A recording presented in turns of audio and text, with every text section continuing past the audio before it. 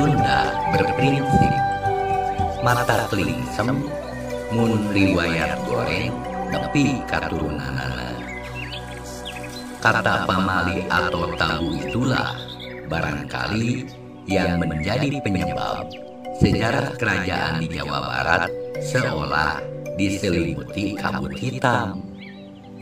Maka tugas kita menyibak selimut kabut hitam ini dengan mencari data dan fakta sejarah yang ilmiah. Prasasti Maharaja Srijaya Bupati ditemukan pada tahun 1890 di hutan pinggir Sungai Cicati, dekat Leuwi Kalabang, Cibadak, Sukabumi.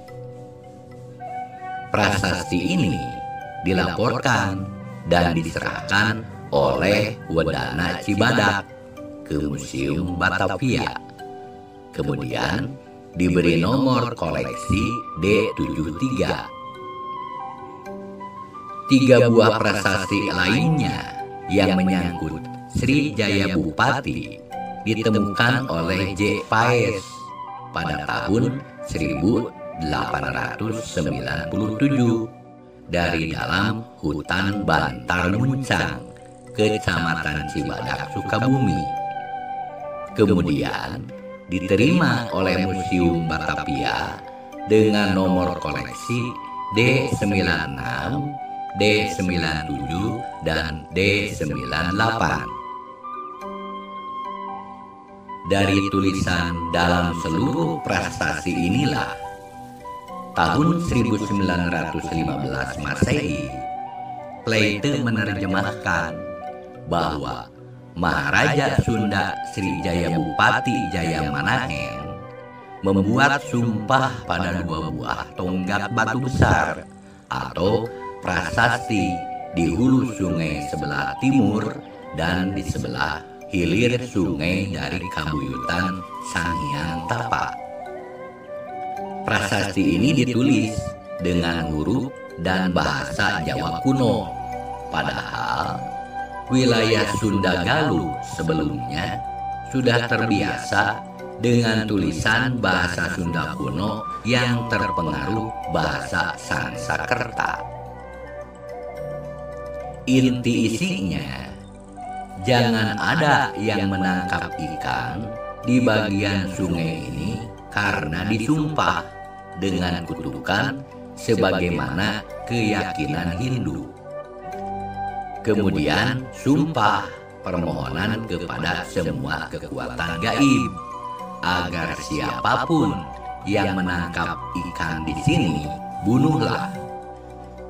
Pecahkan kepalanya, hisap otaknya, belah dadanya, minumlah darahnya, putuskan ususnya, habisilah jiwanya. Jika ada hamba yang setia patuh dengan sumpah ini, akan dianugerahi hadiah dan dicukupi pangannya seumur hidup. Srijaya Bupati disebut juga Prabu Ditya Maharaja, lahir ketika kerajaan Sunda diperintah oleh kakeknya bernama Prabu Dewa Sanghyang yang berkuasa antara tahun 1012 sampai tahun 1019 Masehi. Nama Srijaya Bupati tertulis dalam prasasti sebagai Prahajian Sunda. Ia membuat tepek atau wilayah larangan di tepi Sungai Cicati, Cibadak, Sukabumi dengan segala ancaman sanksi jika dilanggar. Larangan ditulis menggunakan huruf Kawi dengan gaya bahasanya mirip dengan corak Jawa Timuran. Ternyata sang Maharaja juga punya hubungan kekerabatan dengan Raja Erlangga Kahuripan di Jawa Timur. Itulah sebabnya mengapa Srijaya Bupati juga bergelar panjang mirip gelar di lingkungan Istana Dharmawangsa Raja Medang. Temuan dari beberapa sumber justru membuka fakta yang lebih menarik mengenai profil Sang Maharaja Sri Jayabupati, yaitu pertama, dalam naskah Carita Parahyangan tersebutlah Prabu Detya Maharaja yang berkuasa di tanah Sunda selama 12 tahun dan di Galuh selama 7 tahun antara tahun 1030 sampai 1042 Masehi, yaitu menggantikan ayahnya bernama Prabu Sanghyang Ageng yang berkuasa antara tahun 1019 sampai tahun 1030 Masehi. Ibu Sang Maharaja adalah putri asal Kerajaan Sriwijaya Palembang dan masih kerabat dekat Kerajaan Wurawuri dari Luaram atau Ngloram, tepi Bengawan Solo sekarang. Kakek dari Sri Jayabupati adalah Dewa Sanghyang yang bergelar Sang Mokteng Patapan karena dikebumikan di Patapan. Ia berkuasa atas kerajaan Sunda dan Galuh karena Prabu Lingga Sakti Jayawiguna, yaitu adik iparnya yang menjabat sebagai Raja Galuh, wafat. Maka gelar Dewa Sanghyang itu adalah sama dengan Maharaja atau Mahaprabu. Setelah itu, ayah Sri Jayabupati, Mahaprabu Sanghyang Ageng, memerintah sekaligus Sunda dan Galuh dengan ibu kota di Saunggalah. Pada tahun 990 Masehi muncul pertikaian karena Kerajaan Medang di Jawa Timur telah menyerang Sriwijaya. Maka Dewa Sanghyang melakukan politik menjalin kekerabatan dengan menikahkan Prabu Sanghyang Ageng dengan putri dari Kerajaan Sriwijaya. Dari pernikahannya itu lahirlah Maharaja Sunda Galuh Sri Jayabupati yang mulai bertahta sejak wafat ayahnya pada tahun 1030 Masehi. Fakta profil yang kedua, sejak kecil Sri Jayabupati dikenal sangat religius. Dari gelarnya Wisnu Murti menandakan ia beragama Hindu aliran Waisnawa.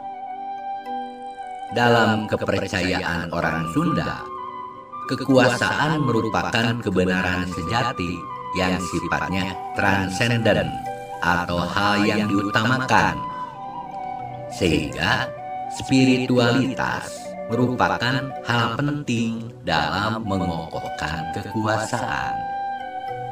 Selain itu, Sri Jayabupati juga merupakan raja yang sudah matang dipersiapkan.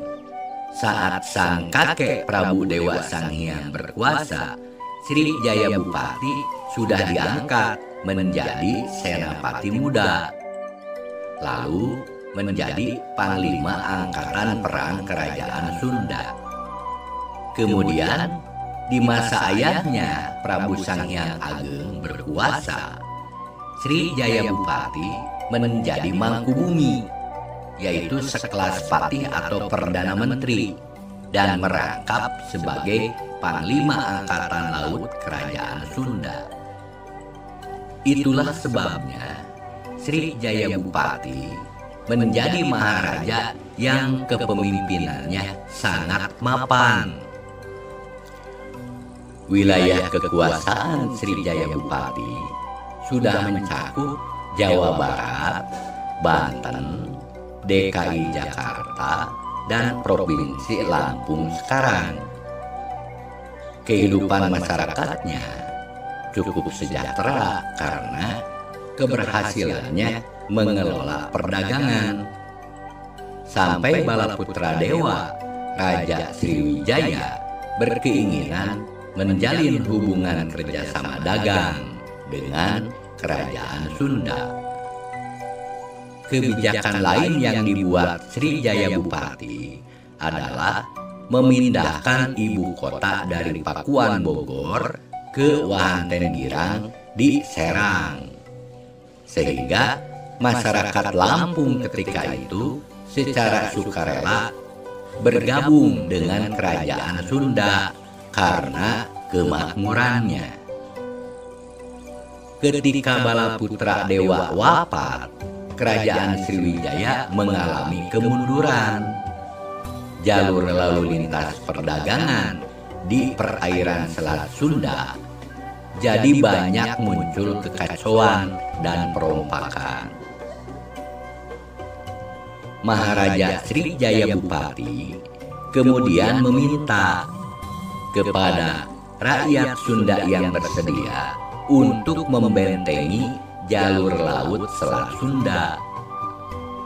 Namun ternyata malah masyarakat Lampung pun ikut membantu karena merasa warga kerajaan Sunda, sehingga kondisi jalur Selat Sunda kembali aman.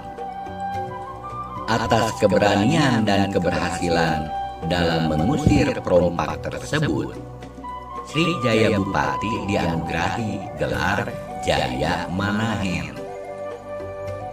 Keberhasilan dalam mengelola alam juga dibuktikan dengan membuat tepek atau wilayah larangan di Sungai Cicati Cibadak yang melarang siapapun untuk mengambil ikan di wilayah Kabuyutan Sangiang Tapak tersebut. Batas dua batu besar hingga kini masih ada di Sungai Cicati dekat Lewi Kalabang. Prasasti ini menunjukkan bahwa sudah ada peradaban besar di Sukabumi pada masa itu. Karena selain tulisan, keterangan tanggal yang disebutkan spesifik menjadi acuan dalam